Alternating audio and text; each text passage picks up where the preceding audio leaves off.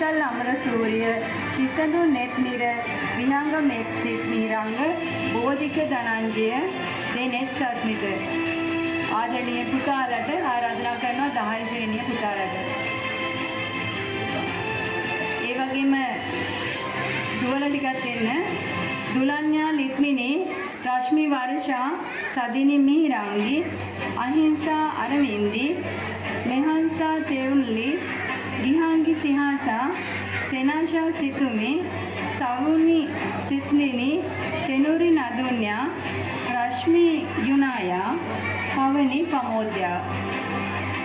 මේ 10 වසරේ දියණියන්.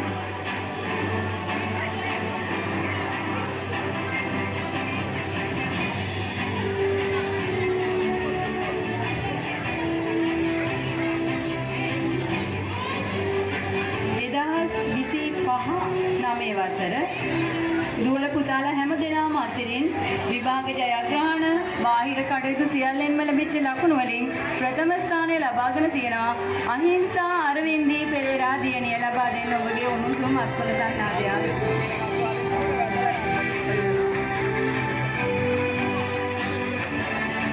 ඒ වගේම සමස්ථාන 4ක් තියෙනවා.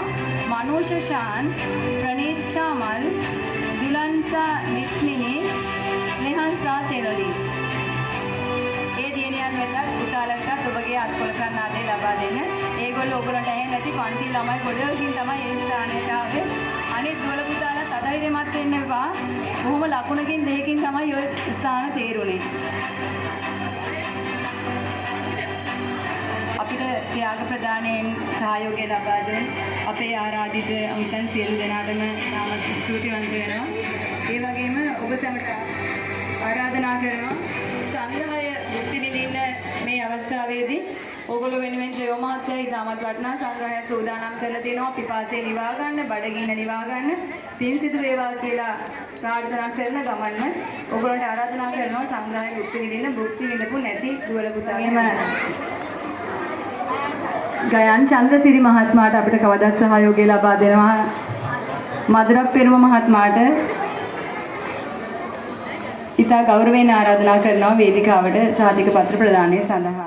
කාර්යයක් පිටිපස්සේම යෝධ සොවනලුව හිටි විහංගී හංසිකා දියණියට සඳරු තේසිත පුතාටත් හිමි ත්‍යාග ලබා ගන්න අපි ආදරයෙන් ආරාධනා කරනවා.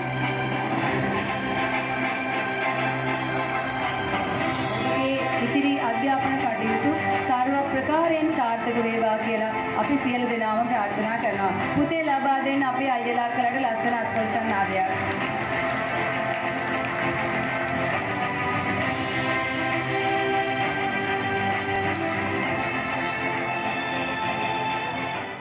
දහම් පාසල වල ඉව පන්ති හිසේනට අපේ තාමත් ඒ පන්ති වල අපේ ආදරණීය දුවල පුතාලා ඉන්නවා. අපි ඊටමත් ආදරෙන් ආරාධනා කරනවා දැන් 11 වසරේ ඉන්න දුවල පුතාලට ඉක්මනින් එන්න පුතේ.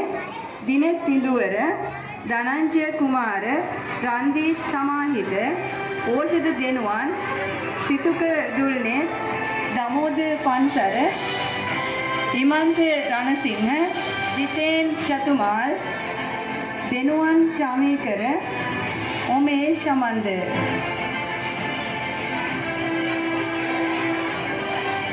ඔබ සියලු දෙනාගේ සාමාන්‍ය පෙළ කඩයිම ඉතාමත් හොඳින් සාර්ථකව ජයග්‍රහණය කරගන්න හැකියාව, ශක්තිය, ධෛර්යය ලැබේවා කියලා අපි ප්‍රාර්ථනා කරනවා.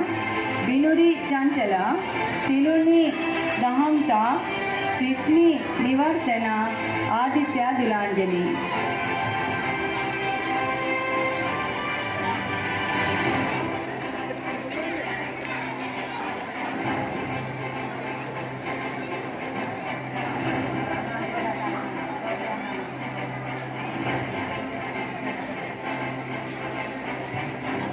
ඒ වගේම එම පන්තියේ අර අපි කලින් සඳහන් කරපු පන්ති කුසලතා ලබාගත් දුවල පුතාලා තාම දන්නේ නැහැ ඒගොල්ලෝගෙන් කවුද පළවෙනියා කියලා.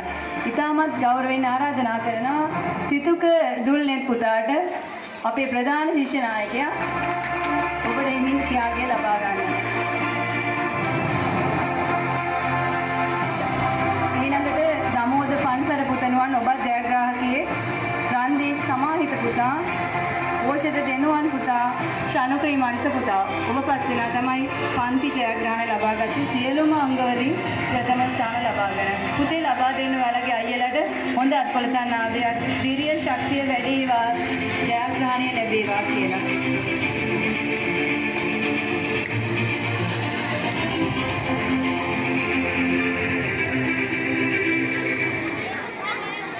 ඊළඟට ආරාධනා කරනවා 6 7 8 පන්තිවල නර්තනය සඳහා සූදානම් වෙලා ඉන්න පුංචි පැටවු ටිකක්.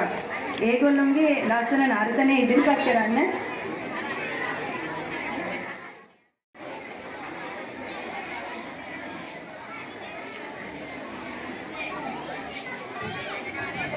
ත්‍යාග ප්‍රදානය වෙනුවෙන් අපට සහයෝගය ලබා දුන්නු අපේ විශේෂ ආරාධිත සියලු දෙනාටම ඉතාමත්ම ස්තුතිවන්ත වෙනවා.